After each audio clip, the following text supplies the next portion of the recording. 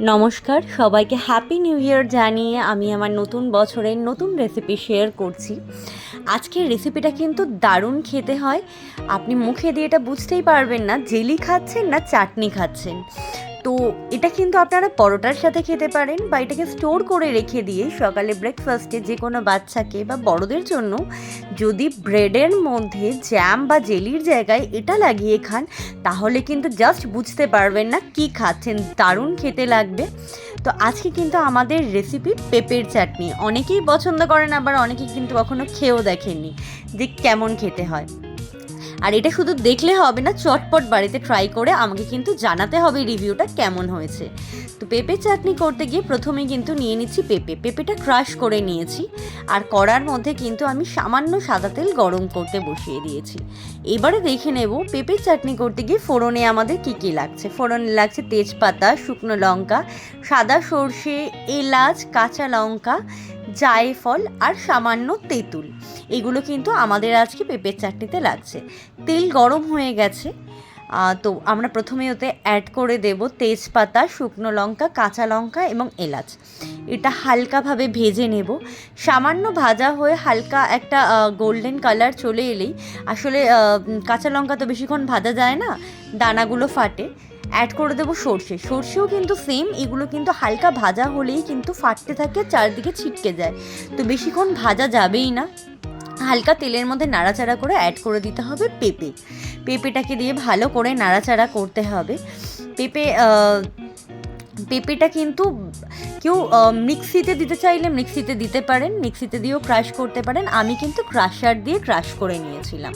পেঁপে নাড়াচাড়া করে তার মধ্যে সামান্য নুন, হালকা হলুদটা কিন্তু একটু দেবেন, না হলে তেঁতুল যেহেতু দেওয়া হয়, অনেকেই চাটনিতে হলুদ দেন না, কিন্তু এখানে যেহেতু আমি তেঁতুল ইউজ করব, তেঁতুলের জল সামান্য টক ভাব আনার জন্য হলুদটা কিন্তু ম্যান্ডেটারি, না হলে চাটনিটা পুরোটাই কালো হয়ে যাবে। আর দিয়ে দিচ্ছি জায়ফলটা ক্রাশ করে দিয়ে দিলাম।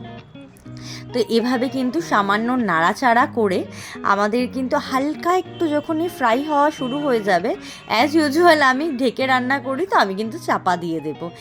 5 মিনিট ঢেকে রান্না করার পরে একবারে খুলে চেক করে নেবেন যে কতটা কেমন সেদ্ধ হয়েছে। যদি মনে হয় আরেকটু সেদ্ধ হবে, কেন এটা তো ডিপেন্ড করছে কে কতখানি ক্রাশ করেছেন তার উপরে, কতটা স্মুথ ক্রাশটা হয়েছে। যদি মনে হয় হয়ে গেছে ওয়েল অ্যান্ড গুড, আর যদি না মনে হয় আমার মতন আবার একটু ঢেকে দেবেন, ঢেকে রান্না করবেন। আমি কিন্তু এখানে তেঁতুলটা গুলে নিয়েছি, তেঁতুলে জল বের করে নিয়েছি। কিছুক্ষণ পরে খুলে আমি দেখছি যে আমার কিন্তু এটা সেদ্ধ হয়ে এসেছে। তো যখনই পেঁপেটা মোটামুটি 60% মতো সেদ্ধ হয়ে যাবে, আমরা কিন্তু এখানে তেঁতুলের জলটা অ্যাড করে নেব। তেঁতুল গুলে কিন্তু তেঁতুলটা ছেঁকে নিয়েছিলাম আমি, না হলে অনেক গুঁড়ো গুঁড়ো নিচে জমে থাকে, যেটা কিন্তু পরে যদি চাটনির মধ্যে পড়ে যায় সেটা কিন্তু মুখে বাঁধবে। তেঁতুল দেওয়ার পরে স্বাভাবিক ব্যাপার, আরেকটু সেদ্ধ হবে, আরও স্মুথ হবে। তো 5 মিনিট পরে খুলে দেখছি আমার কিন্তু এটা প্রায় সেদ্ধ হয়ে গেছে। এর মধ্যে আর আমাদের কিছু করার নেই, আমরা এতে চিনি অ্যাড করব, কিন্তু আমি এখানে চিনি অ্যাড করিনি। আমি এখানে অ্যাড করেছি, আমার বাড়িতে আগের দিন রাতে নলেন গুড়ের রসগোল্লা আনা হয়েছিল, আর সেই রসটা, মানে আপনাদের বাড়িতে যদি কখনো রসগোল্লার রস থেকে থাকে, আমরা কিন্তু এটাকে নিয়ে ভীষণ অশান্তিতে ভুগি যে রসগোল্লা তো খাওয়া হয়ে গেল, রসটা কী করব।